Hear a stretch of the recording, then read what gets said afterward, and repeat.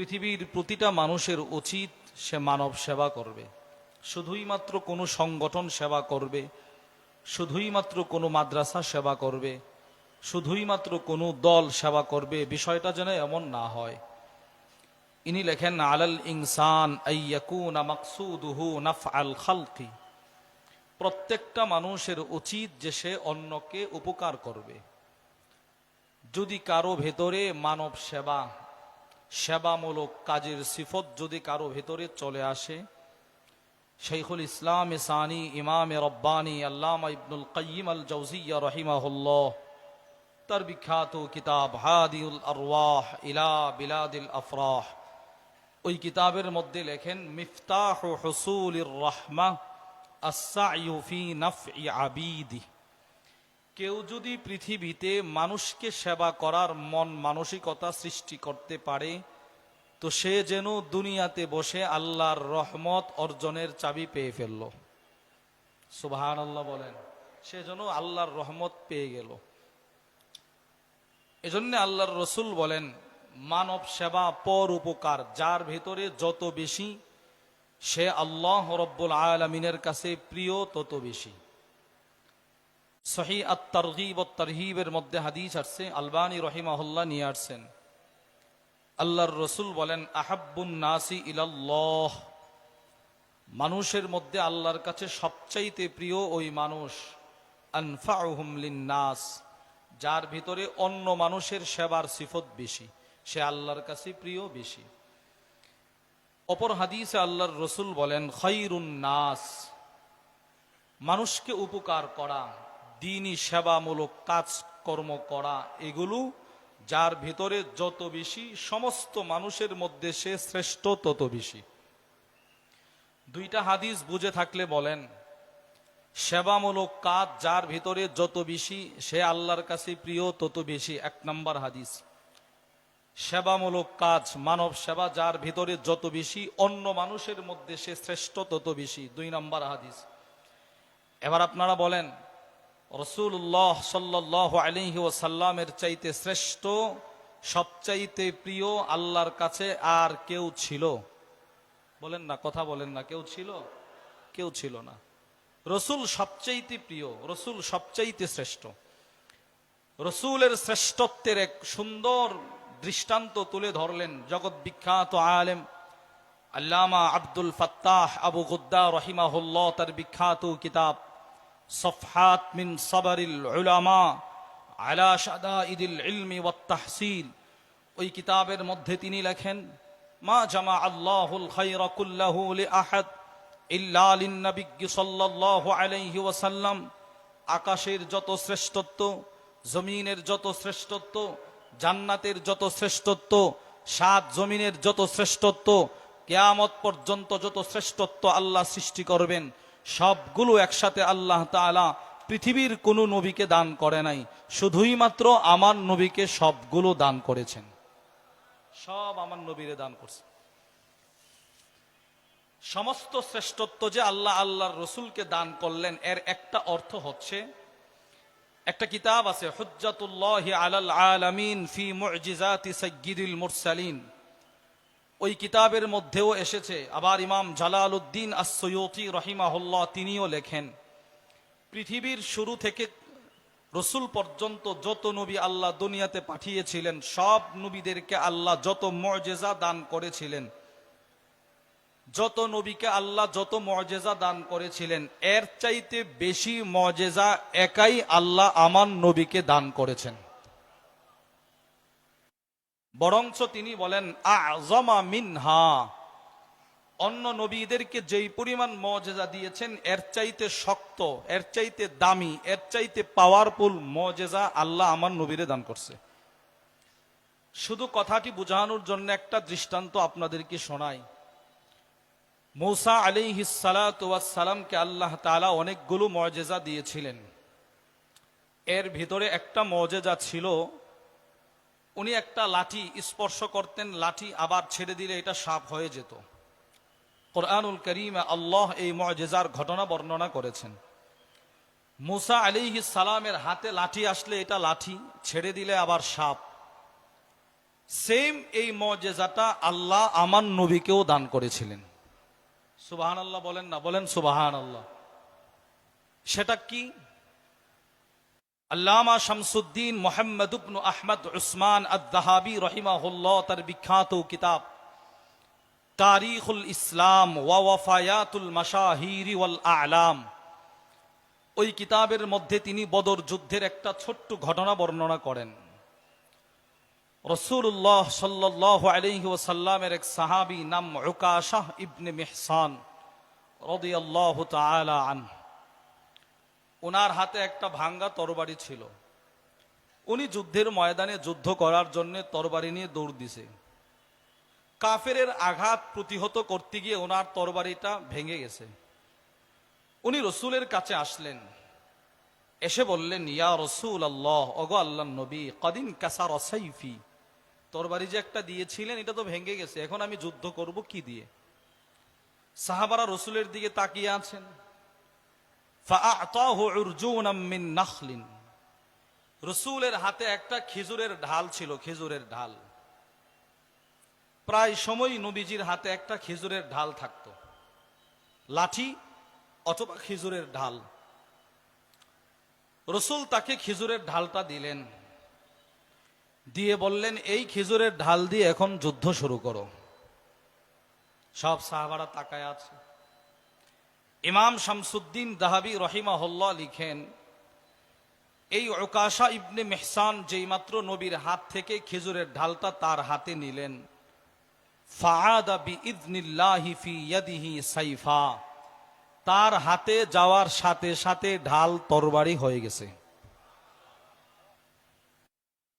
মুসা আলাইহিস সালামের হাতের স্পর্শে লাঠি সাপ, নবীজির হাতের স্পর্শে খেজুরের ডাল তরবারি। একটা ধারালো তরবারি দিয়ে শত শত সাপ মারা যাবে, কাটা যাবে, কিন্তু ভালো নবুয়াতি একটা তরবারি কোটি কোটি সাপ মিলেও ভাঙতে পারবে না। এই কথাটাই ইমাম জালালউদ্দিন আস-সুয়ুতি রাহিমাহুল্লাহ লিখেন, আযমা মিনহা, মুসার মুজিজার তুলনায় রসুলের মুজিজার পাওয়ার বেশি। নবীজির তরবারি দিয়ে মুসার হাজার হাজার সাপ কাটা যাবে। আমি আপনাদেরকে যেই কথাটা বুঝাইতে চাইলাম, সমস্ত নবীদেরকে আল্লাহ যেই মুজিজা দিয়েছেন, একাই আমার রসুলকে আল্লাহ এর চাইতে বেশি দিয়েছেন। সবগুলো বলার সময় আমার হাতে নাই। এই যে শ্রেষ্ঠত্ব আল্লাহ আল্লাহর রসুলকে কেন দিলেন, এর অনেকগুলো কারণ। এর ভিতরে সবচাইতে বড় অন্যতম কারণ হচ্ছে, আমার নবীর ভিতরে মানব সেবার সিফত সবচেয়ে বেশি ছিল। রসুলের ভিতরে পর উপকার সবচেয়ে বেশি ছিল। বুখারী শরীফের 3 নম্বর হাদিসের বর্ণনায় আসছে, রাসূলুল্লাহ সাল্লাল্লাহু আলাইহি ওয়াসাল্লামের কাছে যখন ওহী আসতে শুরু করলো, নবীজি অসুস্থ হয়ে গেলেন, অস্থির। আম্মাজান খাদিজাতুল কুবরা রাদিয়াল্লাহু তাআলা আনহার ঘরে আসলেন, এসে বলে, খাদিজা, লাকাদ খাশিতু আলা নাফসি, হে খাদিজা, আমার শরীরটা যেন কেমন কেমন করছে। আম্মাজান খাদিজাতুল কুবরা রাদিয়াল্লাহু তাআলা আনহা তখন আল্লাহর রসুলকে সান্ত্বনা দিয়েছিলেন। সান্ত্বনা দিতে গিয়ে রসুলকে যে কথাগুলো বলেছিলেন, এর ভিতরে মানব সেবার সিফতগুলো নবীজির ফোটায়া তুলছিলেন। তিনি বলেছিলেন, ওগো আল্লাহর রসুল, আপনি ঘাবড়াবেন না, আপনি টেনশন করবেন না, আল্লাহ তাআলা আপনাকে লাঞ্ছিত করবে না। কেন? আপনি না মানুষের সেবা করেন, সুবহানাল্লাহ বলেন। আপনি না অসহায় মানুষকে সেবা দেন, অনাথ ফকির দরিদ্র যারা, এদেরকে না আপনি সেবা করেন, আল্লাহ আপনাকে লাঞ্ছিত করবে না। এজন্য পৃথিবীর ইতিহাসে আমার নবী একমাত্র ব্যক্তি, মুসলিম শরীফের 2311 নম্বর হাদিসের বর্ণনায় আসছে, কি পরিমাণ সেবা নবীজির ভেতরে ছিল। বুখারী শরীফের 1469 নম্বর হাদিসের বর্ণনায় আসছে, وعن أبي سعيد الخدري رضي الله تعالى عنه قال, আবু সাঈদ আল খুদরি বলেন, ইন্না নাসাম মিনাল আনসার সাআলু রাসূলুল্লাহ, আনসার সাহাবাদের এক জামাত নবীর কাছে গিয়ে এদের মন মতো অনেক কিছু চাইলো। ওগো আল্লাহর নবী, আমি ফকির, আমি অনাথ, আমি দরিদ্র, আমার এটা দেন, এটা দেন। এক জামাত মানুষ ফাআতাহুম, রসুল এরা যা যা চাইলো নবীজি তা তা দান করলেন। সুম্মা সাআলু, এরা আবার চাইলো, নবীজি আবার দান করলেন। সুম্মা সাআলু, এরা আবার চাইলো, নবীজি আবার দান করলেন। এক পর্যায়ে রসুল বলে হাত্তা মা নাফিদা ইন্দা, হাদিস বর্ণনাকারী সাহাবী বলেন যা ছিল নবীর কাছে দান করার মতো সব নবীজি দান করে শেষ করে দিছেন। চিন্তা করেন কি পরিমাণ রসুল মানুষকে সেবা করতেন। 2 নম্বর দৃষ্টান্ত, বুখারী শরীফের 2093 নম্বর হাদিসের বর্ণনায় আসছে, وعن سهل بن سعد الساعدي رضي الله تعالى عنه قال, হযরত সাহল ইবনে সাদ বলেন, জাআত ইমরাআতুম বিবুরদাহ ইলা রাসূলিল্লাহি সাল্লাল্লাহু আলাইহি ওয়াসাল্লাম, এক মহিলা নবীজির কাছে একটা বুরদা নিয়ে আসছে। বুরদা কি সাহাবী নিজে আমাদেরকে চেনায়, হিয়া শামলা মানসুজুন ফি হাশিয়াতিহা, বুরদা বলা হয় এমন চাদর যেই চাদরের চতুর্দিকে কারুকার্য করা থাকে। এইরকম একটা চাদর এক মহিলা নবীর কাছে নিয়ে আসছে, এসে বলে ইয়া রাসূলুল্লাহ, ওগো আল্লাহর নবী, ইন্নী নাসাজতু হাদিহি বিয়াদি, আমি হতভাগা এই মহিলা আপনার জন্য এই চাদরটা নিজের হাতে বানিয়েছি, আপনি হাদিয়াটা গ্রহণ করেন। ফাআখাযাহা নবিয়্যু সাল্লাল্লাহু আলাইহি ওয়াসাল্লাম মুহতাজান ইলাইহা, রাসূল চাদরটি খুব প্রয়োজন এই মনোভাব দেখায়া তার কাছ থেকে গ্রহণ করলেন। সাহাবারা বলেন রাসূল চাদরটা পরিধান করে সাহাবাদের মজমায় আসলেন। এক সাহাবী দাঁড়ায় বলে, ইয়া রাসূলুল্লাহ, আপনার চাদরটা বড় সুন্দর, আমার চাদরটার বড় প্রয়োজন, আমারে দিয়ে দেন।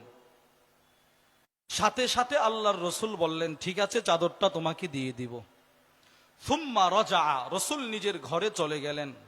ফাতাওয়াহা, রসুল নিজের হাতে চাদরটা ভাঁজ করলেন। সুম্মা আরসালা বিহা ইলাই, নবীজি ওই সাহাবীর কাছে চাদরটি হাদিয়া পাঠায়া দিলেন। সে মাত্র চাইছে, নবীজি দিয়ে দিছে। এবার মজমায় উপস্থিত থাকা সকল সাহাবারা ওই সাহাবীকে উদ্দেশ্য করে বলে, মা আহসানতা, তুমি কাজটা ঠিক করো নাই। রসুলের কাছে কেবল মাত্র নতুন চাদরটা হাদিয়া আসছে, তুমি চায়া বসলা, তুমি কাজটা ঠিক করো নাই মিয়া। দেখেন এখন কি কথা বলে, সব সাহাবারা ওই সাহাবীরে বলে, লাকাদ আলিমতা আন্নাহু লা ইয়ারুদ্দু সাইলা, তুমি ভালো করে জানো রসুলের কাছে কোনো কিছু চাওয়া হলে রসুল ফিরাইয়া দেয় না। সুবহানাল্লাহ, তুমি আর 2 দিন পরে চাইতা, নতুনটা চায়া বসলা। এবার সাহাবী বলে, ওয়াল্লাহি মা সাআলতুহু ইল্লা লিতাকুনা কাফানি ইয়াউমা আমুত, সাহাবী বলে আমি এই চাদরটা এই জন্যে চেয়েছি, যেদিন আমার ইন্তেকাল হয়ে যাবে আমি আমার পরিবারকে বলে যাব, আমার মৃত্যুর পরে যেন রসুলের হাদিয়ার চাদরটা আমার জিন্দেগীর শেষ কাফনের কাপড় হয়। আমার দিল বলে, নবীজির চাদর যদি আমার জিন্দেগীর শেষ কাফনের কাপড় হয়, তা আমাকে আল্লাহ মিজান সহজ করে দিবে। হযরত সাহল ইবনে সাদ হাদিস বর্ণনাকারী সাহাবী বলেন, ফাকানাত কাফানাহু, এই সাহাবী যেদিন ইন্তেকাল করলেন, আমি তার লাশের উপরে তাকায়া দেখি তার শরীরে রসুলের দেওয়া হাদিয়ার চাদরটি ছিল তার শেষ কাফন। আমি এই হাদিস থেকে আপনাদেরকে যে কথাটা বুঝাইলাম, নতুন চাদর মাত্র নবীর কাছে আসছে, সাহাবী একজন চাইছে, রসুল বলে নাই যে কয়দিন পরে দেব, সাথে সাথে নবীজি খুলে দিয়ে দিছে। তো আমার নবীজির ভিতরে মানব সেবা ছিল কিনা বলেন, বলেন না ছিল কিনা? রসুলের কাছ থেকে এই সিফত গ্রহণ করেছেন সিদ্দিক আকবর রাদিয়াল্লাহু আনহু। বুখারীর হাদিসের বর্ণনায় আসছে, আবু দারদা রাদিয়াল্লাহু তাআলা আনহু বলেন, কুনতু জালিসান ইনদান নবী সাল্লাল্লাহু আলাইহি ওয়াসাল্লাম, আমি নবীজির কাছে বসা, ইয আকবালা আবু বকরিনিস সিদ্দিক, সিদ্দিক আকবর নবীর দরবারে ঢুকলেন। আখিদাম বিতারাফি সাউবি, নিজের কাপড়ের একটা কর্নার এভাবে উপরে উঠায়া নবীর দরবারে ঢুকলেন। রসুল আবু বকর সিদ্দিকের চেহারা দেখে সাহাবাদেরকে বললেন, আম্মা সাহিবুকুম ফাকাদ গামারা, এই সাহাবারা, তোমাদের সাথী আবু বকর এই মুহূর্তে কোথাও না কোথাও ঝগড়া করে আসছে। আবু বকর সিদ্দিক নবীর দরবারে ঢোকে রসুলকে সালাম দিলেন আর বললেন, ওগো আল্লাহর নবী, হ্যাঁ আমি ঝগড়া করে আসছি। কার সাথে করলে? ইন্নী কানা বাইনি ওয়া বাইনা ইবনিল খাত্তাব শাইউন, আমার আর উমরের মাঝখানে একটা বিষয় ভুল বোঝাবুঝি হয়েছে, তর্ক বিতর্ক হয়েছে। ফাআসরাতু ইলাইহি, উমরের সাথে আমার যেই ভুল বোঝাবুঝি হয়েছে বা ঝগড়া হয়েছে, সেই ঝগড়াটার মূল অপরাধটা প্রথমে আমি আবু বকর করেছি। নিজেকে নিজে অপরাধী বানাইছে। ফাসআলতুহু আইয়াগফিরা লি, অপরাধ যেহেতু প্রথমে আমি করেছি, আমি উমরের কাছে ক্ষমা চেয়েছি। ফাআবা আলাইয়া, উমর আমাকে ক্ষমা করে নাই। উমর বলে, না আমি আপনারে ক্ষমা করব না। ওগো আল্লাহর রসুল, উমর যেহেতু ক্ষমা করে নাই, ফাআকবালতু ইলাইক, আমি আপনার কাছে চলে আসছি। আল্লাহর রসুল সিদ্দিক আকবরের হাত ধরে বললেন, ইয়াগফিরুল্লাহু লাকা ইয়া আবা বকর, আল্লাহ উমর আমার আবু বকররে ক্ষমা করে নাই, আপনি আমার আবু বকররে ক্ষমা করে দেন। তিনবার এই দোয়াটি করলেন। সুম্মা ইন্না উমর নাদিমা, ওই দিক দিয়ে হযরত উমরও লজ্জিত হইল, হায় হায় কাজটা করলাম কি, সিদ্দিক আকবরের মতো ব্যক্তিরে আমি ক্ষমা করি নাই, আমি কাজটা ঠিক করি নাই। কেন? রসুলের পরে, সমস্ত নবীদের পরে, কুল কায়নাতের মধ্যে সবচেয়ে দামি মানুষ হচ্ছে আবু বকর সিদ্দিক। ইমাম ইবনে কাসির রহিমাহুল্লাহ তার বিখ্যাত কিতাব উলুমুল হাদিস সংক্রান্ত কিতাব ইখতিসার উলুমিল হাদিসের মধ্যে লেখেন, আফদলুল খালকি বা'দাল আম্বিয়া আবু বকরিন সিদ্দিক, সমস্ত নবীদের পরে সবচাইতে দামি মানুষ হচ্ছে আবু বকর সিদ্দিক। উমর বলে, আমি তারে ক্ষমা করি নাই, কাজটা ঠিক করি নাই। দৌড়ায়া উমর ইবনুল খাত্তাব রাদিয়াল্লাহু আন আবু বকর সিদ্দিকের বাড়িতে গেলেন। গিয়ে প্রশ্ন করলেন, আথাম্মা আবু বকরিন, আবু বকর কি ঘরে আছেন? ফাকালু লা, ঘর থেকে জবাব আসলো, আবু বকর ঘরে নাই। উমর বুঝতে আর বাকি রইল না, আবু বকর নবীর দরবারে চলে গেছে। ফাআতা ইলা রাসূলিল্লাহি সাল্লাল্লাহু আলাইহি ওয়াসাল্লাম, উমর নবীজির দরবারে গেলেন, ফাসাল্লামা, গিয়ে সালাম দিলেন। আল্লাহর রাসূল যেইমাত্র উমরকে দেখলেন, ফাজাআলা ওয়াজহুন নবী সাল্লাল্লাহু আলাইহি ওয়াসাল্লাম ইয়াতামাআর, আল্লাহর নবীর চেহারা উমরে দেখা রাগে লাল হয়ে গেছে। এই পরিমাণ রাগ নবীজি করলেন, হাত্তা আশফাকা আবু বকরিন, রসুলের রাগ দেখা সিদ্দিক আকবর থরথর করে কম্পন শুরু করে দিল। ফাজাসা আলা রুকবাতাই, নিজের দুইটা হাঁটু মাটিতে গেড়ে বসে বললেন, ইয়া রাসূলুল্লাহ, আমার ভাই উমরের কোনো দোষ নাই, ওয়াল্লাহি আনা কুনতু আজলাম, আল্লাহর কসম অপরাধটা প্রথমে আমি আবু বকর করেছি, উমরের কোনো দোষ নাই, আপনি উমরে মাফ করে দিন। তখন আল্লাহর রসুল চোখের পানি ছেড়ে দিয়ে ভারাক্রান্ত হৃদয় নিয়ে একটা ছোট্ট বক্তব্য দিয়েছিলেন। রসুল বলেছিলেন, ওমর, আবু দারদা, উসমান, আলী, শোনো, ইন্নাল্লাহ বা'সানি ইলাইকুম ফাকুলতুম কাযাবতা, যেদিন আল্লাহ আমাকে তোমাদের কাছে নবী করে পাঠিয়েছিল, তোমরা সবাই বলেছিলে আমি মিথ্যুক। উমর, তুমি আমার মাথা কাটার জন্যও দাঁড়িয়ে গিয়েছিলে। পৃথিবীর সব মানুষ যেদিন আমাকে মিথ্যুক বলেছিল, ওই দিন যেই মানুষটা সর্বপ্রথম আমারে দেখা বলেছিল আমি সত্যবাদী, ওই মানুষটা হচ্ছে আমার আবু বকর সিদ্দিক। সে আমাকে সত্যবাদী বলে আমাকে সত্যায়ন করেছিল। কি সেই সত্যবাদী, কি সেই সত্যায়ন, সেটা বুঝতে হলে আমাদেরকে আরেকটা আলোচনা বুঝতে হবে। প্রত্যেক নবীর আগের নবীকে বলা হয় মুবাশশির। বলেন তো, প্রত্যেক নবীর আগের নবীকে কি বলা হয়? আপনারা বলেন না, মুবাশশির বলেন কি? মুবাশশির। মুবাশশির শব্দের অর্থ হচ্ছে সুসংবাদ প্রদানকারী। প্রত্যেক নবীর পরের নবীকে বলা হয় মুসাদ্দিক, সত্যায়নকারী।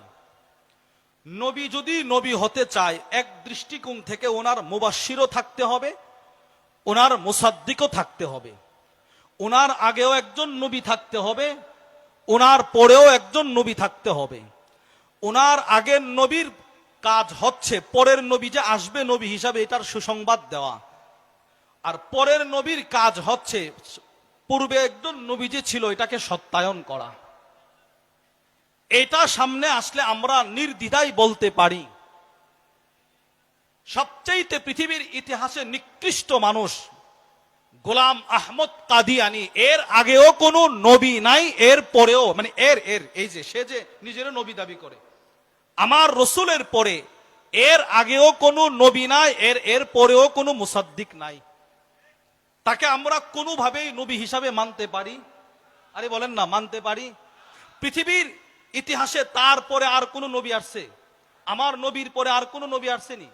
আরে জোরে বলেন না, আমার নবীর পরে কোন নবী আসেনি?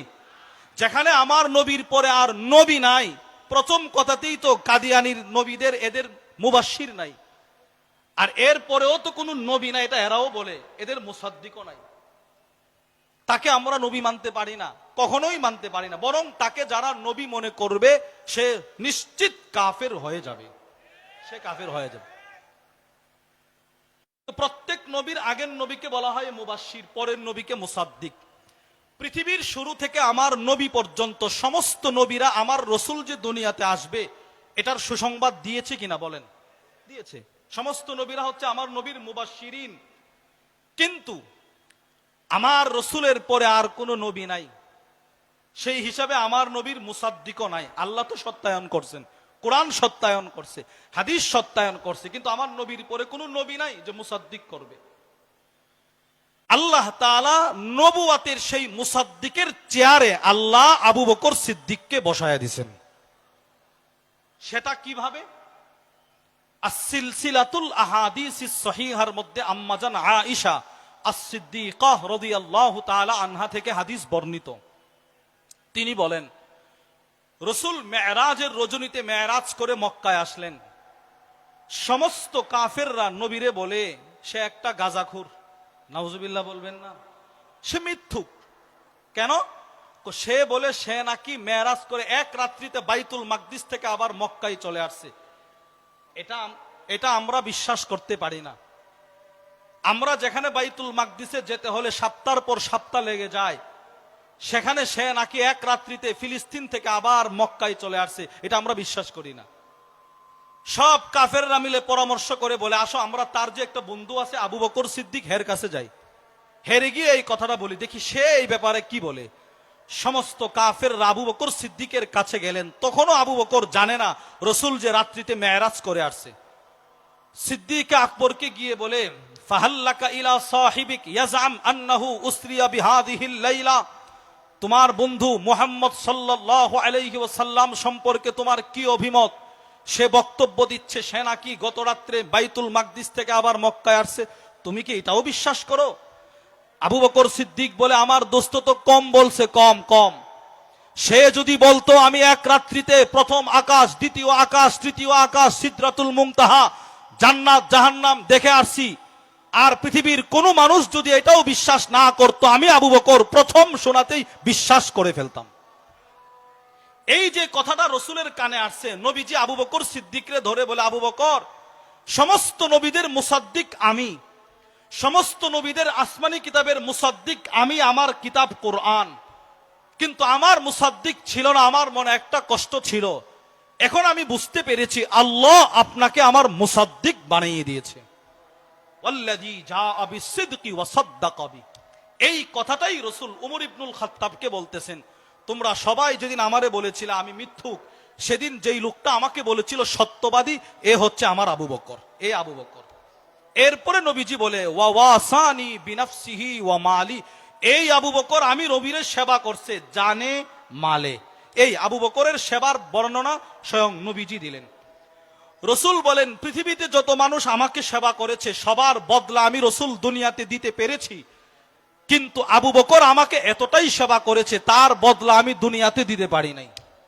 তিরমিজি শরীফের 3616 নম্বর হাদিসের বর্ণনায় আসছে, আল্লাহর রসুল বলেন, ইউকাফিউহুল্লাহু বিহা ইয়াউমাল কিয়ামা, সিদ্দিক আকবরের সেবার বদলা, মানব সেবার বদলা স্বয়ং আল্লাহ হাসরের ময়দানে নিজের কুদরতি হাতে আবু বকরের দান করবে।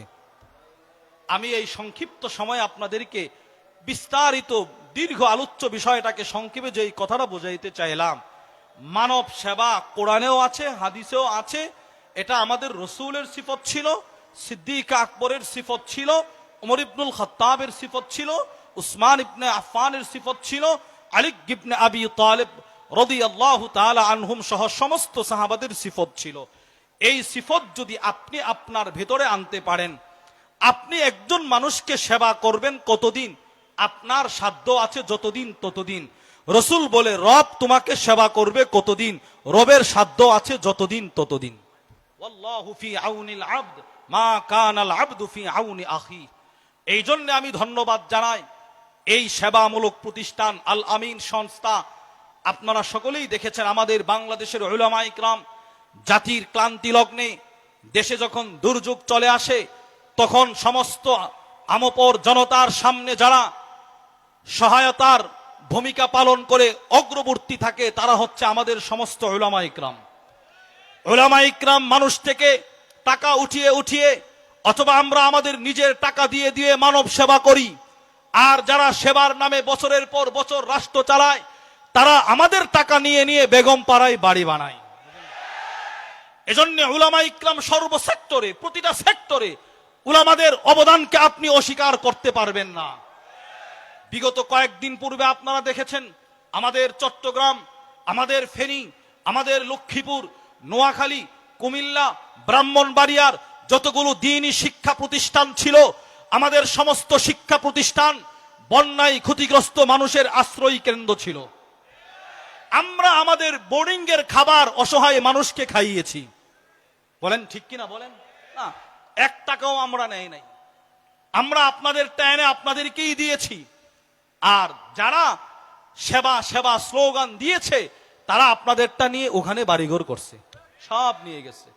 এই জন্যে সব সেক্টরে সেবা, যদি আপনি সেবার ক্ষেত্রে সেবার দৃষ্টিকোণ থেকে যদি আপনি উলামাদের ভূমিকা দেখেন, কোন সেক্টরে আপনি উলামা ইকরামকে পিছনে ফেলতে পারবেন না। এজন্য আমি আপনি সকলে যার যার অবস্থান থেকে এই মানব সেবার মন মানসিকতা সৃষ্টি করব, তো ইনশাআল্লাহ একদিন আল আমিন সংস্থা হয়তো থাকবে না। আমাকে আপনাকে এই রকম মানব সেবার করার জন্য বড় বড় হাতিয়ার আমাদের হাতে নিতে হবে। উলামা ইকরাম যদি কোনো সেবা করে, এটা পরিপূর্ণভাবে হক আদায় করে এরা আদায় করার সামর্থ্য রাখে, এরা করতে পারে। যদি আপনি সেবা করে কোনো মানুষের উপর থেকে একটা দুঃখ কষ্ট দূরে সরায়া দেন, আল্লাহ হাসরের ময়দানের দুঃখ কষ্ট আপনার উপর থেকে দূরে সরায়া দিবে। আল্লাহ আমাদের সকলকে সেবামূলক দ্বীনি কাজ আমাকে আপনাকে সকলকে করার তৌফিক দান করেন।